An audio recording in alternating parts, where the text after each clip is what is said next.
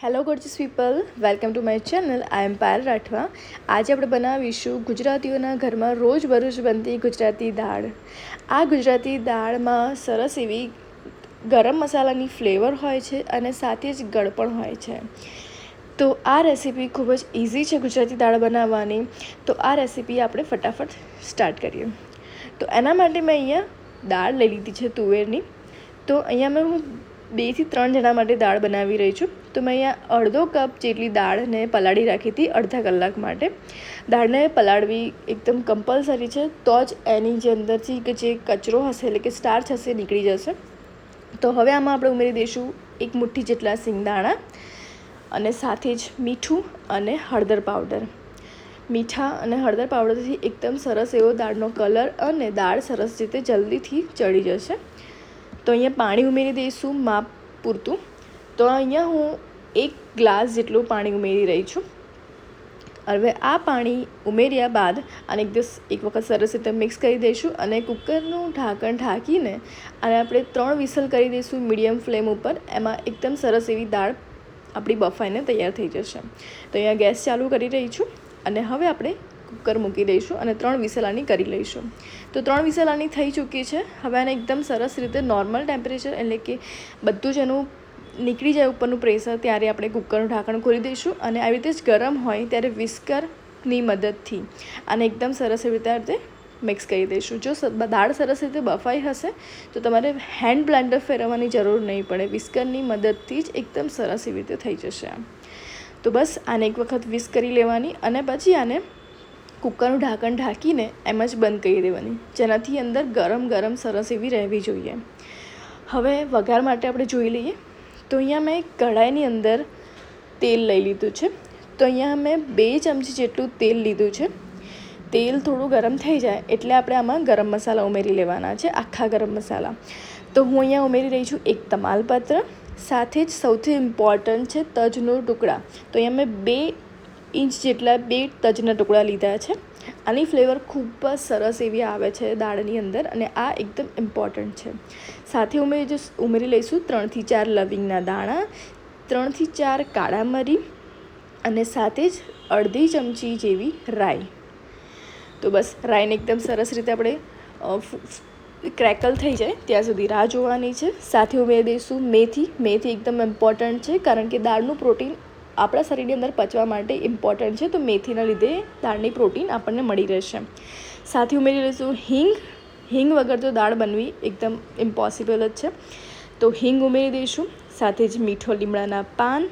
આ વઘારમાં બધી જ વસ્તુ ઉમેરવી એકદમ ઇમ્પોર્ટન્ટ છે. આનો જ ટેસ્ટ દાળની અંદર ખૂબ જ સરસ એવો આવશે.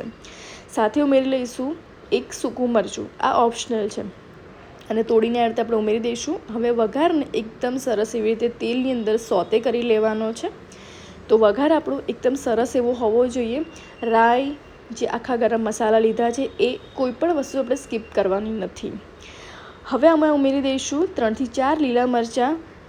આવી રીતે મેં વચ્ચેથી કટ કરીને લીધા છે. તમે આખા પણ ઉમેરી શકો છો અથવા તો વચ્ચેથી કટ કરીને મોટા પણ કટ કરી શકો છો. સાથે ઉમેરી લઈશું 1 ટમેટું ઝીણું સમારીને. હવે આ બંને જ વસ્તુને એકદમ સરસ એવી રીતે સોતે કરી લેવાની છે, જેનાથી તેલની અંદર જે મસાલાની ફ્લેવર જતી રહી છે એવી રીતે ટમેટાં અને મરચાંની પણ ફ્લેવર જતી રહે. આ થોડા સોફ્ટ થઈ જાય 1 મિનિટ પછી આપણે ઉમેરી દઈશું મરચું પાવડર. તો એ લીલા મરચાં ઉમેર્યા જ છે અને ગરમ મસાલા પણ છે એટલે આપણે મરચું પાવડર ખાલી કલર પૂરતું જરીક જ ઉમેરવાનું છે. તો અહીંયા 1/4 ચમચી જેટલું મરચું પાવડર ઉમેરી રહી છું અને હળદર આપણે ઉમેરવાની નથી કારણ કે આપણે દાળ બાફી એમ હળદર ઉમેરેલી છે. તો મરચું એકદમ સરસ એવી રીતે તેલ છૂટું પાડી નાખે પછી આપણે આમાં ઉમેરી દઈશું પાણી. આમાં પાણી આપણે એટલું ઉમેરવાનું છે કે જેટલી આપણને દાળ પાતળી કન્સિસ્ટન્સીની જોઈએ, જેવી કન્સિસ્ટન્સીની જોઈએ એટલું પાણી ઉમેરવાનું છે. તો ઓલરેડી આપણી બાફેલી દાળમાં પણ પાણી છે જ અને એટલે હું અહીંયા 1 ગ્લાસ જેટલું પાણી ઉમેરી રહી છું. સાથે આપણે ગોળ ઉમેરી દઈશું. તો અહીંયા મેં 2 ચમચી જેટલો ગોળ ઉમેર્યો છે અને લીંબુની બદલે તમે કોકમનો પણ ઉપયોગ કરી શકો છો. કોકમવાળી દાળ પણ ખૂબ જ સરસ એવી ટેસ્ટમાં લાગે છે. તો અહીંયા હવે આને આપણે એકદમ સરસ ઉકળો આવે ત્યાં સુધી રાખવાનું છે. એકદમ સરસ રીતે ઉકળી જવી જોઈએ પછી જ આપણે જે પેલી દાળ છે એ ઉમેરવાની છે.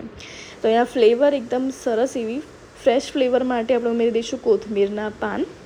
હવે આ દાળ ઉકળી રહી છે દાળનું પાણી જે પણ છે. હવે આમાં આપણે ઉમેરી દઈશું જે બાફીને આપણે તૈયાર કરેલી છે એ દાળ. એક વખત એને સરસ રીતે હલાવી લઈશું અને આને આ જે આપણે મસાલાનું પાણી પ્રિપેર કર્યું છે એની અંદર આપણે દાળ ઉમેરી દઈશું. હંમેશા દાળ આવી રીતે બનાવશો કે પાણીને એકદમ સરસ એવી રીતે ગરમ કરીને જ પછી જે ગરમ ગરમ દાળ ઉમેરશો તો દાળની ફ્લેવર એકદમ સરસ એવી ને એવી જ રહેશે. તો હંમેશા ટ્રાય કરવો કે દાળનું પાણી જે આપણે જે હોય એ પાણી ઉકળી જાય એની પછી જ જે બાફેલી દાળ ઉમેરવાની. હવે છેલ્લે ઉમેરી દઈશું એકદમ ઓપ્શનલ વસ્તુ છે ગરમ મસાલો. તમારે ઉમેરવો ન હોય તો અહીંયા તમે સ્કીપ પણ કરી શકો છો કારણ કે આખા ગરમ મસાલા આપણે ઉમેર્યા જ છે. હવે એને એકદમ સરસ એવી રીતે ઉકાળી લેવાની છે. તો આને આપણે કમસે કમ 5 થી 10 મિનિટ માટે ઉકાળવાની છે. જેવી કન્સિસ્ટન્સીની તમને દાળ જોઈએ એવી રીતે. દાળની અંદર જે આપણે વઘાર કરીએ છીએ એ જ આપણે એકદમ તૈયાર રાખવાનું, જેનાથી તેલ ગરમ થાય એટલે આપણે બધી જ વસ્તુ સરસ રીતે ફટાફટ ઉમેરી દઈએ અને વઘાર આપણું બળે નહીં. બસ ખાલી એ જ વાતનું ધ્યાન રાખવાનું છે તો દાળ તમારી એકદમ સરસ એવી તૈયાર થશે. તો જો તમને આ ગુજરાતી દાળની રેસીપી સારી લાગી હોય તો પ્લીઝ રેસીપીને લાઇક કરજો, શેર કરજો અને ચેનલને હજી સુધી સબસ્ક્રાઈબ નથી કર્યું તો પ્લીઝ ચેનલ સબસ્ક્રાઈબ કરી લેજો અને પાસે રહેલા બેલ આઇકનને પ્રેસ કરી દેજો જેથી આવનારા નવા રેસીપીના વિડીયો તમને મળતા રહે. Thank you for watching.